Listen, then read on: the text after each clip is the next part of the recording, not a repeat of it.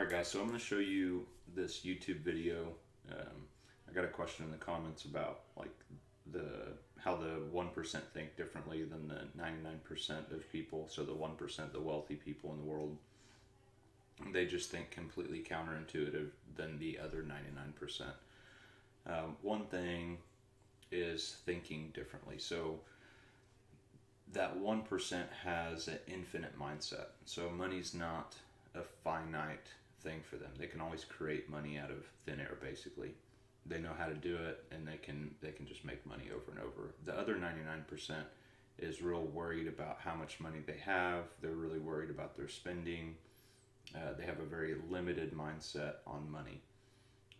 Having an infinite, I mean, money is infinite.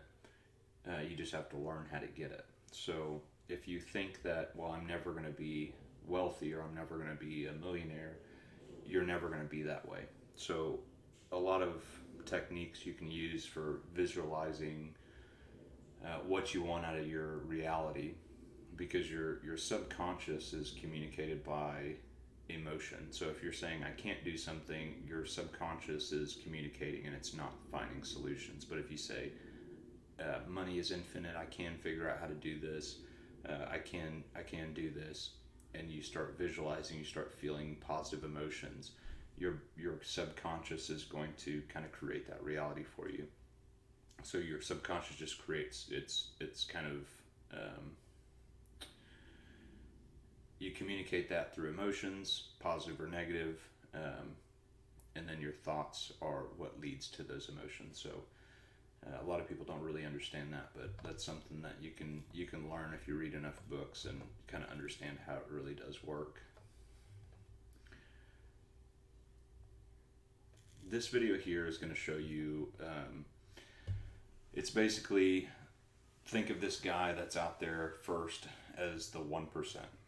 Okay, and then the rest of the people are the 99%. It's about a 3-minute video. I want to show the whole thing. I might stop and talk a little bit between it, but this is a really good example of how the crowd thinks and then the 1% thinks. So the guy dancing is the 1%, and then eventually people start to follow. But first, that guy that starts dancing, he gets out of his comfort zone, and he's not afraid to look like a fool. And yeah, at first, a lot of these people are laughing at him, kind of like when people were buying Bitcoin at the bottom of the Bitcoin cycle.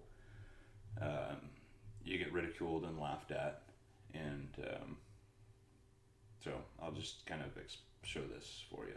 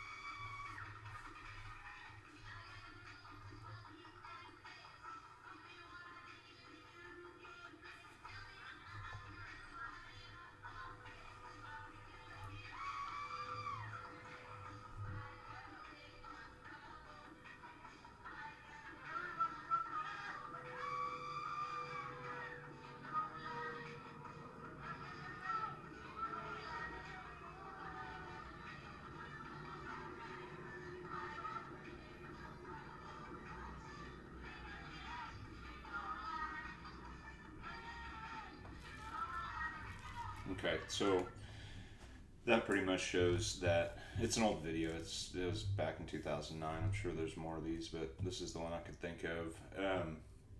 So basically, the guy's out there in the beginning. He's having fun. He doesn't really care. He walked through the fear or whatever, and he produced value for people. People saw value because they saw him having fun. One person decided to join him, then another person decided to join him. Um, so that's like you could think of one person buying Bitcoin at the bottom, and then another person starts buying Bitcoin at the bottom, and then eventually the crowd will follow. So basically, the 1% is just they don't have any kind of resistance. So resistance is like saying I can't do something, I'm not knowledgeable in that way. Instead of telling yourself that, try to say, well, I can learn how to do that, or um, yeah, I can just learn how to do that, or I can do it, or whatever. So basically, that's what I wanted to show here, and then now we're going to talk a little bit about Amazon for a second. So, um, so Amazon came out in uh, '97, so during the dot-com bubble.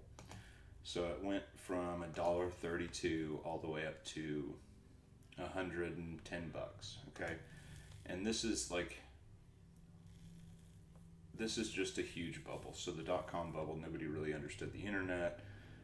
They couldn't figure out what it was. They just bought it because everybody else was buying it. And when bubbles appear like this, people remember that. So they remember the dot com bubble. And when there's a whole bunch of emotional euphoria, it kind of creates like a tattoo on your subconscious for later use. So the FOMO of missing out, the fear of missing out gets larger down the line. So if they bought Amazon at $100 and it retraced 94%, and then they got so mad at Amazon because they lost so much money, they didn't want to buy it even if it was going up because they were really, really mad at Amazon. And then once they realized, oh, it's about to break its old high, those same people started buying, and then it just started slowly dragging down for years and years and years, and then they sold when smart money was accumulating here because they were following what Jeff Bezos does, or what he was doing. He was creating a disruptive company, selling books in the beginning, and then he was innovative, so he just stayed consistent, kept doing what he was doing. It ended up doing really well. So, like, for example, this is kind of like the guy dancing by himself. He's working. He's got this, crappy Amazon.com sprayed on there. But the good thing about Jeff Bezos is that he was solving a hair on fire problem. So, distributing books online, which has now turned into something like Audible. Things always develop over time. But he was creating something that was completely disruptive to the retail market, and then he started adding clothes on there, and he started getting more investors interested. He was staying consistent. He was working really hard. Just like that guy dancing, he was consistent. He started to produce value for other people. Then people started giving him money. And then he's created this huge company that's becoming more of a tech giant than anything else. So just remember, when somebody's consistent and they continue to produce value for other people and solving a hair on fire problem, you want to be investing in those kind of people. And a lot of people sold down here, probably never bought back in until it's, it was way back up here. Now it's $3,500 a share. So you could have bought it way down here and then sold. If you kind of understood bubbles, you could have sold up here, bought right back down here, and even just rode this out for a year until Amazon started getting disrupted. But it's still a really strong company today.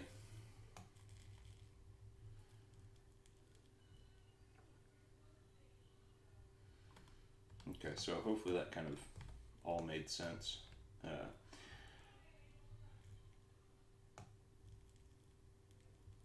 So this is probably gonna happen to a lot of the alts.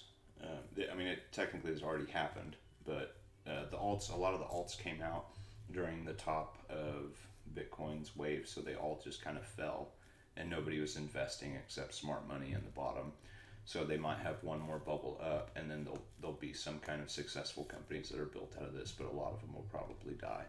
But you can get in right up the bubble, and while it's falling in this next bear market, figure out which companies are actually disrupting certain types of technology, like banking or whatever. Like I think banks will probably be disrupted by a lot of the, like Coinbase or Swipe or Crypto.com, a bunch of those different ones, because you can earn interest that's way more than a bank account. What banks do, they do fractional reserve banking. They basically take your money, pay you 0.01% interest, which doesn't even keep up with inflation. Inflation's normally like 2 to 3% standard. It's probably more right now.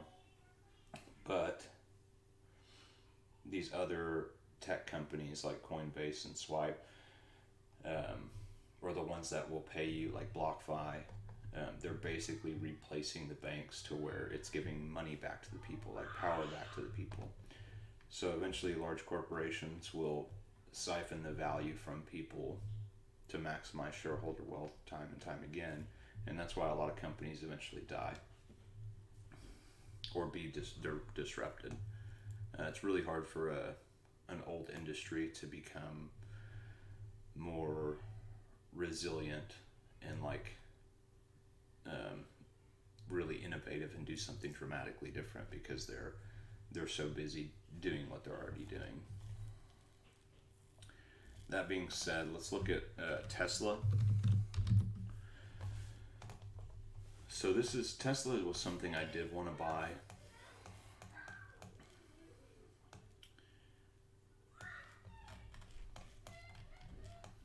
So during this channel, look at this channel from back in 2013. This is consolidation phase. Once it broke above that, it just went completely parabolic.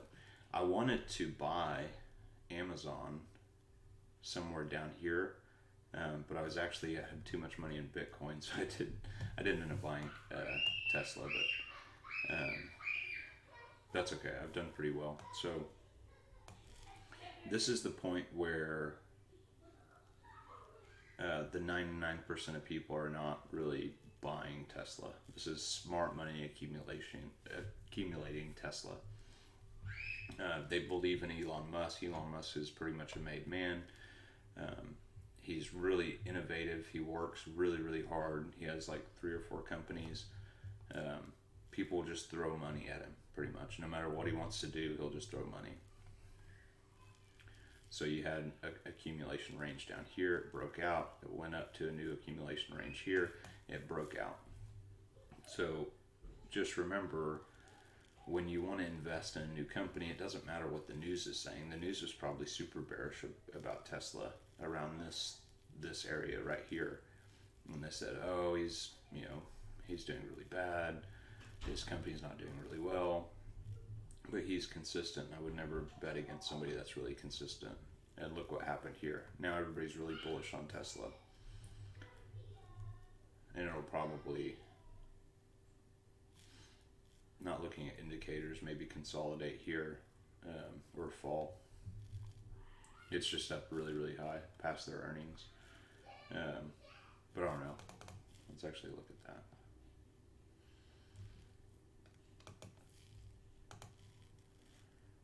Yeah, short term.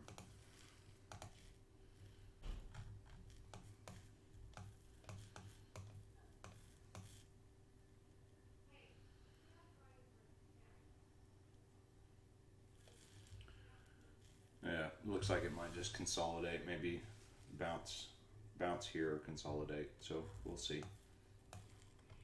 I'm not in Tesla. I'm not going to buy Tesla. It's really, really high right now. And I haven't really been following all that much. I'm mostly just in the cryptocurrency space right now, just because the opportunity is there. So basically, what I was trying to say is that when people laugh at you and you come up with a brilliant idea and people laugh, as long as you're consistent, um, as long as that person is consistent and they have confidence, it should do really well, just like Amazon and Tesla. If you haven't read a book called Rich Dad Poor Dad, it's a really good book to kind of start learning about different different ways of thinking. My son has his friend over, a couple of friends over. So yeah, Rich Dad Poor Dad. Basically, he basically talks about how the world is telling you to go to school, get a degree, and then you'll be really rich whenever you have a degree and you'll be set. And that's not really the case today. Normally, people that go to college and get a degree, they can't really get a job right after college, or they're not able to pay their debt back from school. And it takes a really long time to do that. He basically states that entrepreneurs are the ones that make it out because they don't have to be in debt.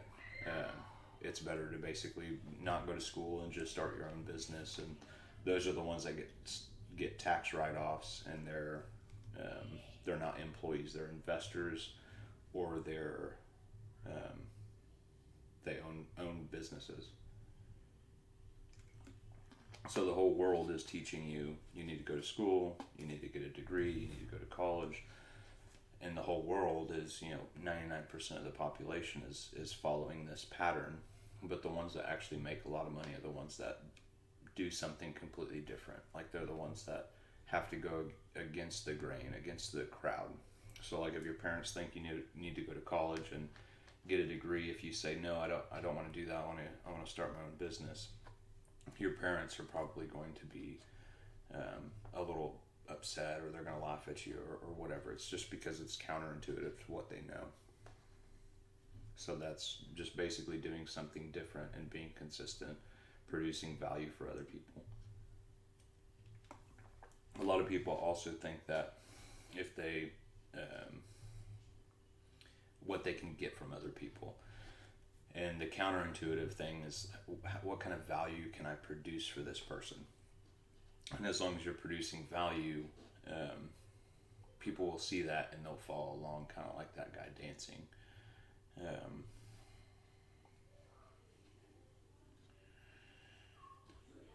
yeah, so you can think about Bitcoin. So a lot of you probably heard about Bitcoin a long time ago, and then you heard it was dying. So um, that subconscious tattoo I was talking about is like the last bubble, and you're like, man, I wish I would have bought Bitcoin sooner, and then it continues to go higher, and it just continues to go higher and higher. Then you decide to start investing. So instead of being late to the crowd, why weren't you just the first one to the crowd?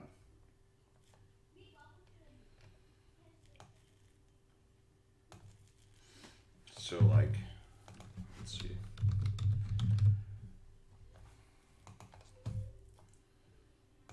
So it just creates that FOMO. Hopefully that's kind of explainable. That's the best way I can figure out how to explain it. But I think I heard about Bitcoin back in, I was in college, so maybe I heard about it,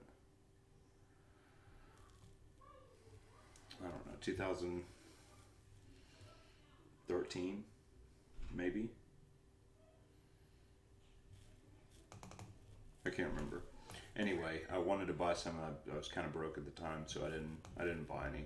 Didn't really understand what it was. My entrepreneur teacher was actually telling the class about it, which was kind of cool, and never bought it. And then once this happened over here, I heard about it, and I was like, oh, well, let's kind of look into that. And then I started buying, up here somewhere, and then I bought a lot of the alts because I thought the alts were a great idea. And then I started seeing my money just tank.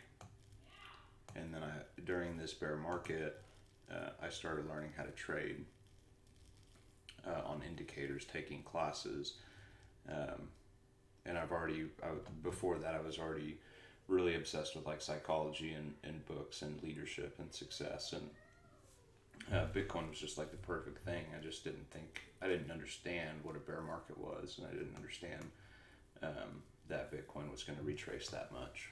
And most people probably um, had no idea except traders. So now I've learned how to trade, and I think we're going to do really well. So, what else do I have to say about that?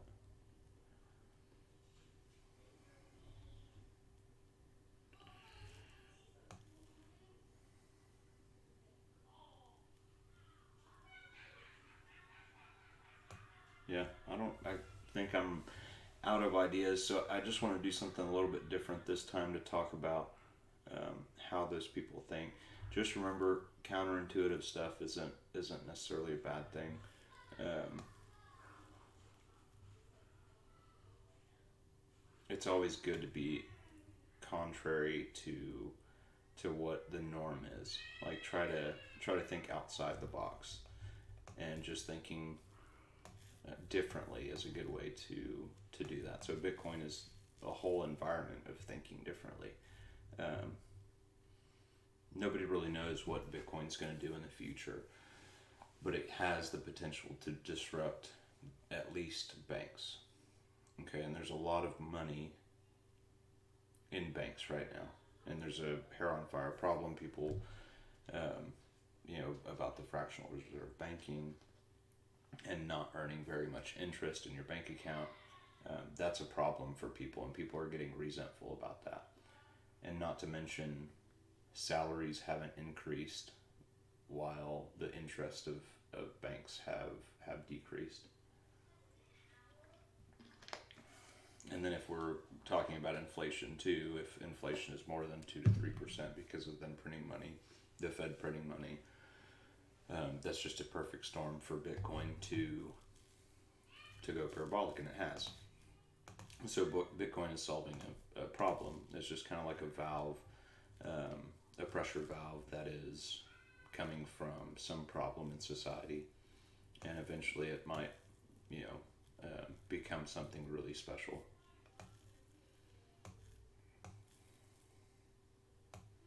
I mean, technically, it already is. I mean, it's pretty cool stuff that this economy is building, and then a lot of things. It's so when a new technology is created too, it's kind of it's easy to believe that it's not going to do something special. So when you have a bear market, it's easy to believe that it's dead down here. Like your emotions are telling you that it's dead. You've lost some money, and then it goes 10x or 50x, whatever this was. And then people thought it was dead down here, and then it went up, and now people think it's going to change the world. Like it's just bubbles that repeat over and over and over and over. And Bitcoin is consistent on itself. Okay, so it's mined, it's got a limited supply, it's producing value consistently, it's creating an ecosystem. This is kind of like the first guy dancing, okay? And then other people, other cryptos are starting to join in because they see how much fun that Bitcoin's having or whatever. So everything kind of works in its own way the same. And it's been right for, it started in 10 years ago. So it's been right for 10 years. So I assume the next 10 years is probably going to play out the same. No matter what the news says, no matter what other people think, no matter how many people think it's a scam.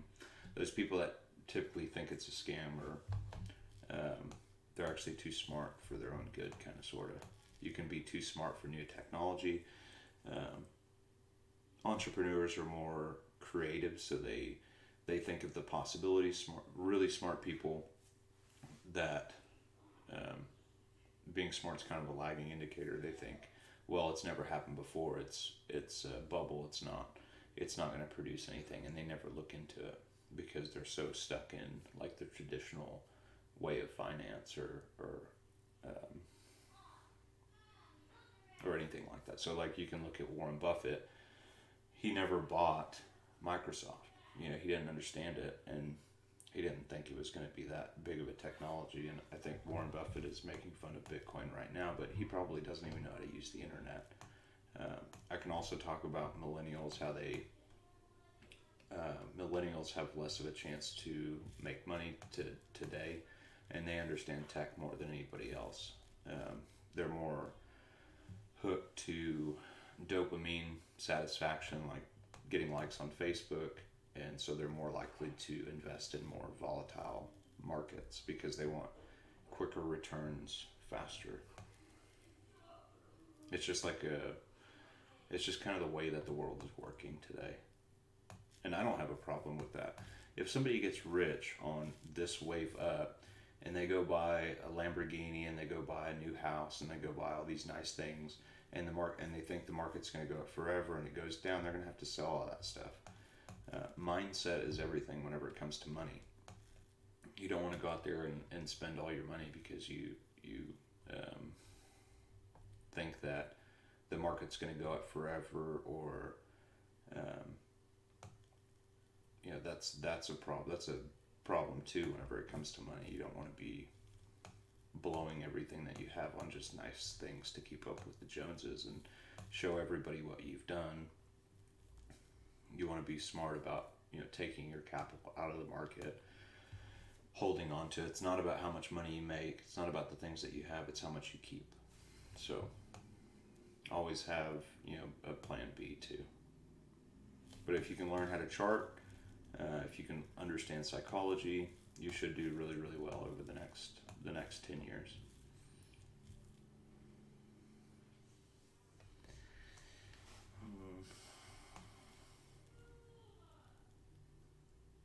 Okay, so I think that's all I had for today. I can't think of anything else, so hopefully that was helpful. Hopefully I didn't confuse anybody. I was just kind of putting my thoughts out there about Bitcoin, about leadership, about success, about consistency and value. Oh, one more thing. So for the ones that are in the Patreon, which everybody that sees this is going to be in there, you're giving away money for value. So I'm giving you some knowledge and you're paying for that. And that is a rich person's mindset. Okay, so you're actually paying for value. So when you pay for something, you're more likely to actually invest your time and learn. When you get stuff for free, it goes by the wayside. Like it's not something that's really all that important. But when you make a commitment within yourself to learn and exchange money for value, you start to actually pay more attention. So if you've noticed, you probably have been maybe reading a little bit more, paying more attention to charts. You've been actually taking more action because you've invested that small amount of capital into yourself. And that's a rich person's mindset too, is like trading money for value, not trying to get things for free. Like actually spending time and money on something. It's like going to the gym. Like I go to the gym 5 days a week, and I've been doing that consistently for almost 10 years, and that has paid off, paid dividends. Like I've been able to create the body that I wanted, and I know a lot about working out, and I spent a lot of time and to actually get in good shape. So I always thought it was possible. So all right, so that's it. That's all I got. I will talk to you all later. Didn't go over charts too much today. I think I did enough of that this week. I already gave you all 3 videos this week, but somebody did comment this, and I kind of wanted to do a video about this. If you have any questions, let me know. If I skipped over something, let me know.